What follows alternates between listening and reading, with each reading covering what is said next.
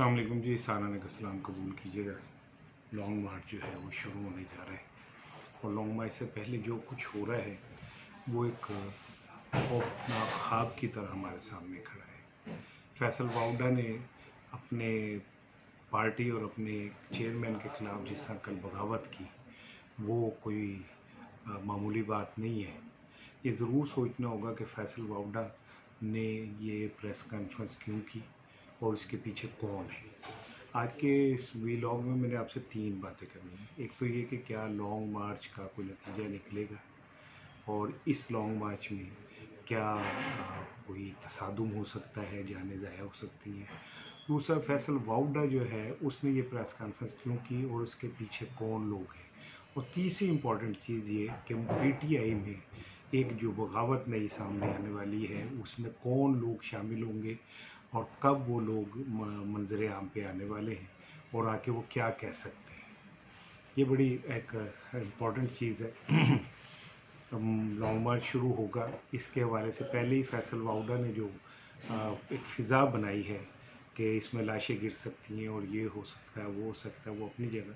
लेकिन DG ISPR और ISI के चीफ़ की आज जो मीडिया से गुफ्तगू है वो पाकिस्तान की तारीख में शायद इसकी मिसाल नहीं मिलती। और ये बात अब तय है कि पीटीआई और इस्टेब्लिशमेंट जो है वो बिल्कुल आमने सामने खड़े हैं और इस्टेब्लिशमेंट इमरान खान के बयानिए को अवलन अलान निगेट कर रही है, इनकार कर रही है। और वो बार बार एक ही बात कह रहे हैं कि हमारा सियासत से कोई ताल्लुक़ नहीं है। और ये एक अच्छी अलामत है कि अगर उनका सियासत से कोई ताल्लुक़ नहीं है, क्योंकि पाकिस्तान की अवाम ये चाहती है कि हमारी पाक फ़ौज जिससे हम मोहब्बत करते हैं और जिन्होंने हमेशा इस धरती की हिफाजत की है वो सियासत से लाताल्लुक़ हो जाएं और सियासतदान का काम सियासतदानों को करने दें। लेकिन अनफॉर्चुनेटली आज की जो प्रेस कॉन्फ्रेंस है उसके भी सियासी असरात हैं और वो प्रेस कॉन्फ्रेंस तकरीबन जिसे कहना चाहिए कि उसका इम्पैक्ट ही पॉलिटिकल है। तो मैं तो इस बात पे यकीन रखता हूँ कि फ़ौज सियासत से लाताल्लुक़ है। लेकिन बहरहाल आगे चलते हैं और अगली बात करते हैं। फैसल वाउडा ने जो कल गुफ्तगू की वो बड़ी खौफनाक है। उन्होंने कहा कि अरशद शरीफ को उन लोगों ने मारा जो उसके बेनिफिशरी हैं। अब बेनिफिशरी तो उसका पीटीआई है इस टाइम जो उस कत्ल को एक्सप्लॉइट कर रही है और मैदान में वक्त से पहले आ रही है। तो फैसल वाउडा को इसकी क्या ज़रूरत पेश आई, ये बड़ी इंपॉर्टेंट चीज़ है। फैसल वाउडा का आपको याद होगा एक दफ़ा वो एक प्रोग्राम में फ़ौजी बूट लेके चले गए थे, जिसके बाद उनके ऊपर बड़ी लेदे हुई और उसके बाद कल की प्रेस कॉन्फ्रेंस को जोड़ें, उनकी नाअहली को जोड़ें और फिर उसमें पीटीआई की अदम दिलचस्पी को जोड़ें, उन्होंने अदालतों में जो झूठ बोला उसको जोड़ें, तो आपको बात समझ आ जाएगी कि फैसल वाउडा पहले दिन से किसके साथ खड़े थे और क्या कर रहे थे। फैसल वाउडा ने जो कुछ भी कहा अरशद शरीफ के हवाले से वो ऐसा लगता है कि ARY के जो मालिक हैं उनको भी फंसाने की कोशिश की जाएगी और इमरान खान पे भी मुकदमा डाला जाएगा। कल नया जुल्फ़िकार अली भुट्टो भी बनाने की कोशिश हो सकती है। बड़ा ये खौफनाक काम होगा। पहले ही हम आज तक भुट्टो को भुगत रहे हैं, तो अल्लाह ना करे कि पाकिस्तान में कुछ इस तरह हो। फिर जो कुछ उन्होंने कहा है कि जी खून ही हो सकता है, लाशें गिर सकती हैं, तो बेहतर ये था कि वो ये बता देते कि लाशें कैसे गिरेंगी, कौन गिराएगा। जो निकलेंगे बाहर वो तो लाशें गिराने नहीं निकल रहे, तो उनकी लाशें कौन गिराएगा। इस पे बात ज़रूर करनी चाहिए थी। ऐसा लगता है कि जल्दी में थे, इसीलिए पीटीवी ने भी बहुत जल्दी से उन्हें लिया। फिर उसके बाद राना सनाउल्लाह ने जो कहा वो भी आपके सामने है। बहरहाल फैसल वाउडा साहब जो हैं वो अब एक चला हुआ कारतूस हैं और उनकी सारी चीज़ें जो हैं वो हवा में उड़ गई। एक नाकाम कोशिश इमरान खान के हवाले से की गई।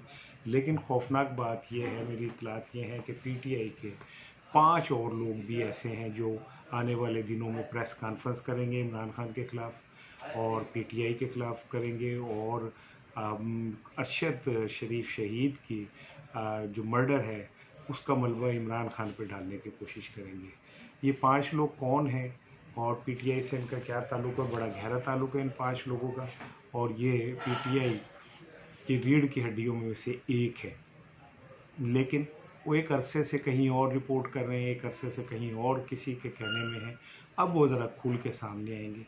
लेकिन ये बड़ा इस पाकिस्तान के लिए अफसोसनाक मुकाम होगा अगर पाकिस्तान की सबसे बड़ी सियासी जमात और सबसे ज़्यादा वोट लेने वाली जमात और सबसे पॉपुलर जमात, उसके सामने इस्टेब्लिशमेंट आके खड़ी हो जाएगी।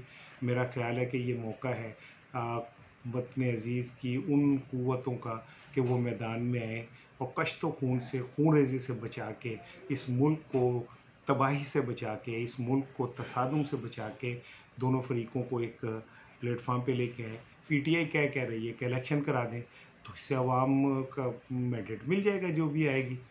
ये हुकूमत के साथ तो ना IMF सीरियस है, ना कोई और सीरियस, होने पता है कि ये चंद दिनों की मेहमान है। और हम जिस क्रिटिकल दौर से गुजर रहे हैं उसमें तो होना ये चाहिए कि एक मजबूत सियासी जमात हो जिसके पीछे इस्टेब्लिशमेंट खड़ी हो।